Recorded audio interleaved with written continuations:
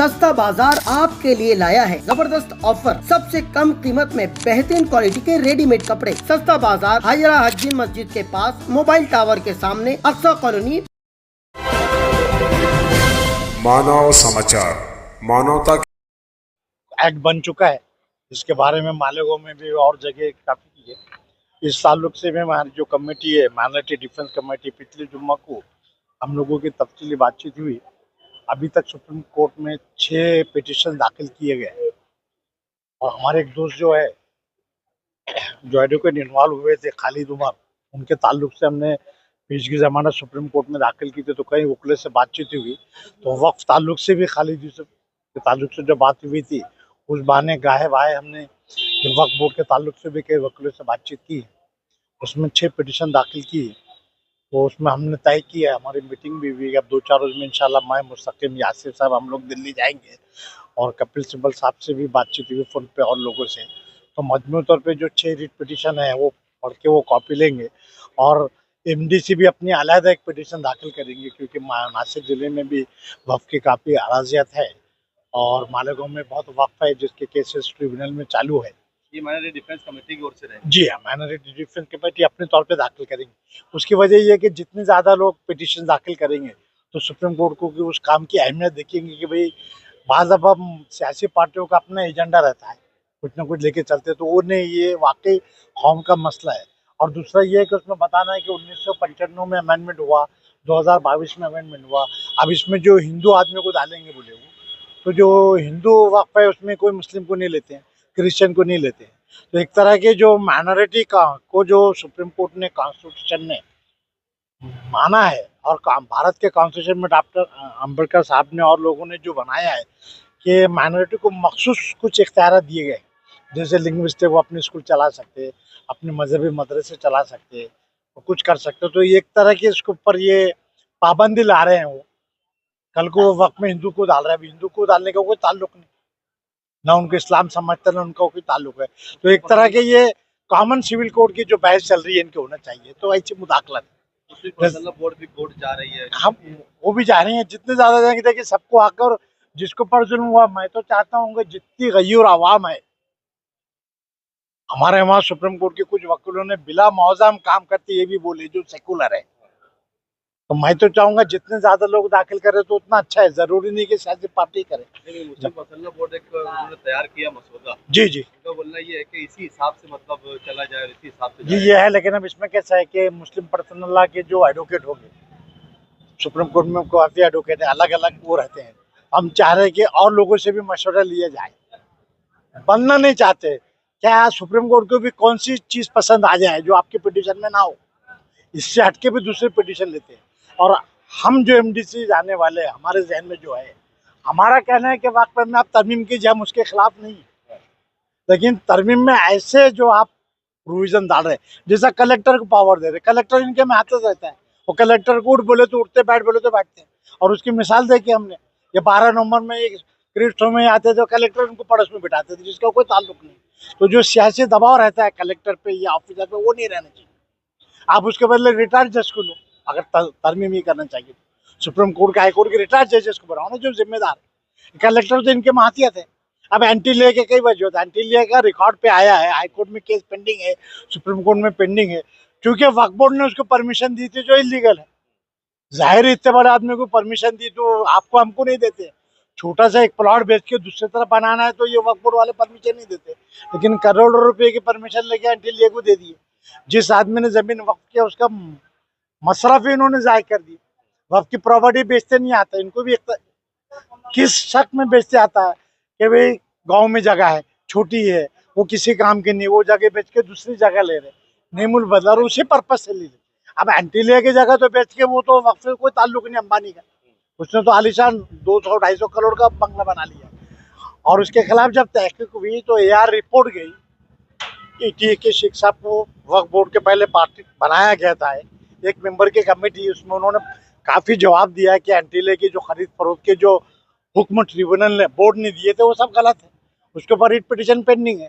तो किसी तरह ये लाके वो बचाना चाह रहे हैं और भी जो खुली अराजियत है उस पर कब्जा करना चाह रहे हैं। अच्छा, आपको लगता है कि आज जो कुछ भी वक्त बिल पर हो रहा है, ये कहीं ना कहीं उलमाओं की लापरवाही का भी नतीजा है कि उन्होंने उलमाओं के लापरवाही तो नहीं बोलेंगे, लेकिन मसला ये है कि उलमा लोग मजहबी बात करते हैं, सिर्फ ये बोलते हैं, कानून की उतनी मालूमात नहीं होती। ये सब चीजें पहले से करना चाहिए। और दूसरा मसला ये है कि बस हमारी शोमी किस्मत है कि वक्त भी बड़ी बड़ी है, तो हम लोगों ने कुछ किया नहीं, ना हॉस्पिटल बनाए ना दवा बनाए। अब सियासी तौर पे देखिए, अब कुछ लोग इल्जाम लगा रहे हैं कि ओवैसी ने खुद वक्फ जगह पे कब्जा किया, उनका हॉस्पिटल है। तो जहाँ सियासत आ जाती है वहाँ पे लोग सब भूल जाते हैं और पर्सनली कब्जा करना चाहते हैं। हमारा कहना ये है कि दरअसल गवर्नमेंट चूंकि वक्फ अराजियत की जगह पूरे भारत में तीसरे नंबर पे है, और ये खुली जगह है जो आज करोड़ों लाखों की। पिछले हफ्ते में इंदौर में गया था एक जगह, तो 14 एकड़ जमीन देवास में, देवास देवास बीच में से रोड जाती है, एक तरफ देवास जूना और एक देवास नया है, ऐसा बोलते हैं। तो चारों तरफ से कलेक्टर के बंगले, पुलिस स्टेशन, और वहाँ 14 एकड़ जमीन जो है वो इन्हें प्लॉट, कास्ट की जमीन, उस पर है, वो वक्फ की। भोपाल में भी है, लेकिन तीसरा आदमी ने कब्जा करके बैठे, और वो नहीं होता। तो ऐसा इनकी नीयत है। ये शेख ने आज एक इंटरव्यू में कहा कि बिना सियासी लोगों को साथ में लिए ये लड़ाई लड़ी नहीं जा सकती। ये भी अपनी जगह पे दुरुस्त है। कैसा दुरुस्त है? अब जैसा मौलाना लोग है, ये लोग, हम लोग जाएंगे मंत्रालय में बोलना है तो आपको जाने की परमिशन ही नहीं मिलती। कार लो, और सियासी तौर पे लोग रहते हैं, उनके ताल्लुकात रहते हैं, असिस्टेंट कौन है, क्या है, कब मुलाकात करना, कौन सा एजेंडा देना। तो जाहिर है सियासी तौर पे मदद तो लेने पड़ती है। उस राय से मेरी भी मुख्तलिफ राय नहीं, क्योंकि एक आध आदमी है जो सिर्फ मजहबी रहनुमा, बहुत अच्छा हूँ, शख्सियत है, बैनुल अक़वामी शख्सियत होंगे, लेकिन कोर्ट कचहरी से उनका अगर साबिका नहीं रहा, लीडरों से साबिका नहीं रहा, तो वो मोचते नहीं आप। और आजकल के जो माहौल है, जितनी बड़ी दाढ़ी दिखी, टोपी देखी, उनसे लोग दूर रहते हैं, सुनने को तैयार नहीं रहते। लेकिन चूंकि सियासी लोगों का भाई जो टेबल रहता है या जो महकमा है, उन लोगों से पीएससी इनसे ताल्लुकात रहती है, मिनिस्टर को बता सकते हैं, तो उस हिसाब से जो उनकी राय है उसमें कोई दो राय नहीं हो सकती। डिफेंस कमेटी जो केस मतलब फाइल करने जा रही है, जी, इससे फायदा होगा। देखिए, दुनिया उम्मीद पे कायम। अभी सभी बोलते थे कि भी हमारे जो एडवोकेट है खालिद अख्तर, उनकी जमानत नहीं होगी। हाईकोर्ट ने बिला देखे समझे कि शोमी किस्मत है कि वो जो एफआईआर चल रहे हैं आज, जिसमें 40 औरतें मर्द वगैरह अंदर है, कहीं कर भी रोहिंग्या और बांग्लादेश का एफआईआर में, रिमांड में एक जगह भी नाम नहीं आया। जो कंप्लेंट रजिस्टर की गई, वो इल्जाम ऐसे है कि भाई इन्होंने जो तहसीलदार से जन्म दाखिले लिए हैं, जिस जन्म दाखिले लेने के पहले कारपोरेशन से से मंगाया जाता, तो वो जो से है उसके ऊपर सिक्के बोगस है, दस्तखत बोगस है, वो ऑफिसर की। और कुछ एप्लीकेंट को जब जवाब लिए तो उन्होंने बोले कि हमारी दस्तखत नहीं है, वकील ने दस्तखत मार दी, यानी डॉक्यूमेंटेशन फ्रॉड है, ऐसी केस है। हाईकोर्ट में गए तो हाईकोर्ट ने जवाब में ऐसा लिखा था कि भाई ये चूंकि चीफ जो प्रोसिक्यूटर है इन्हीं का काम, उन्होंने आर्गुमेंट में एक समा पैदा किया, बताया कि भाई ये बांग्लादेशी लोग हैं, माले को मुसलमान की आबादी है, एमपी इलेक्शन में पूरे मुसलमानों ने एक तरफा वोट दिए, और ये बांग्लादेशी पाए गए, और ये बांग्लादेशी हमसे सहूलतें ले रहे गवर्नमेंट से। मतलब ये जो औरतों को जो लड़की को जो पैसे दे रहे थे 3,000 बहनों की, वो पैसे ले रहे या दूसरे फायदे उठा रहे, जबकि एफआईआर में कहीं बांग्लादेश का जिक्र नहीं है, रोहिंग्या में जिक्र नहीं, लेकिन कोर्ट ने अपना ऑब्जर्वेशन दिया था कि बांग्लादेशी ये बना रहे हैं और उसका फायदा उठा रहे हैं, और इसी वजह से हमको चैलेंज करने के लिए सुप्रीम कोर्ट जाना पड़ा। और दूसरे एक बागुलेश में भी कोर्ट ने कॉमन ऑर्डर दिया, दोनों की पिटीशन सुप्रीम कोर्ट ने एडमिट की, और ये तासुरात प्राइमा फेसी से गलत है, मानने वाला आमतौर पर सुप्रीम कोर्ट में मैटर एडमिट नहीं होती, बहुत बड़े मसाइल रहे तो एडमिट होती, लेकिन एक आम आदमी के, इनको कोई बहुत बड़े आदमी नहीं कहा सकता, और इनकी पिटीशन सुप्रीम कोर्ट ने एडमिट की।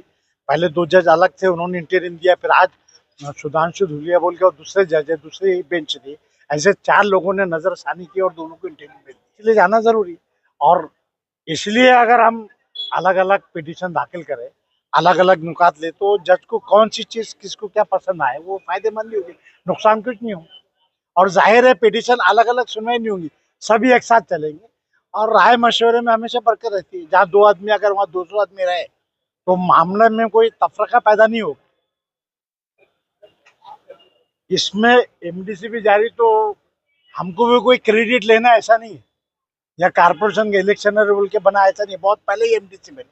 और शोमी किस्मत है कि यहाँ बोलने वाले हमारे एमएलए भी बोलते नहीं थे, मैं किसी पे तनकीद नहीं करना चाहता, लेकिन जो हालात हुए इससे पहले, 12 नवंबर के बाद से हमने देखे पुलिस जैसा चाहती थी, जैसा डराती थी, आवाम वैसा डरती थी। ईदगाह के ऊपर क्रिकेट नहीं खेलने देते थे, वो भी कुछ लोगों ने किया। तो बहरहाल ये जो गांव के जो हालत है, जो एक डर खौफ पैदा हुआ था, ये दूर करने के लिए ये एमडीसी बनाई गई, सुनना नहीं था। और वो फलाह बहबूद के लिए बनाई गई। जाहिर है बनाने के लिए भी कुछ फंड लगते, इख्तियारात लगते, काम को खर्च होता, तो वो हिसाब से एक दूसरे की मदद दे रहे, तो उसमें कोई बुराई की बात नहीं। उसमें कोई दूसरी सियासी पार्टी को भी नाराज होने की चीज़ नहीं, उनको भी हमने बुलाया सभी। और डिफेंस कमेटी भी हमने मखसूस लोगों ने बुलाया, हम खुली दावत है, तमाम आदमी आ सकते, वो मुसलमानों के भी लिए नहीं है, पूरे मालेगांव के अवाम के लिए हम करें। जो माइनॉरिटी उसमें गुजराती भी है, दलित भाई भी है, वो भी हमारे साथ है। तो ऐसा कोई सियासी एजेंडा नहीं है वो। अब आप बोलेंगे सियासी एजेंडा, वो अलग बात है, जिसकी जितनी सोच है वो बोलेगा, लेकिन सभी लोगों ने दिल से काम करा और हम चाहते हैं कि अवाम को नुकसान नहीं होना चाहिए।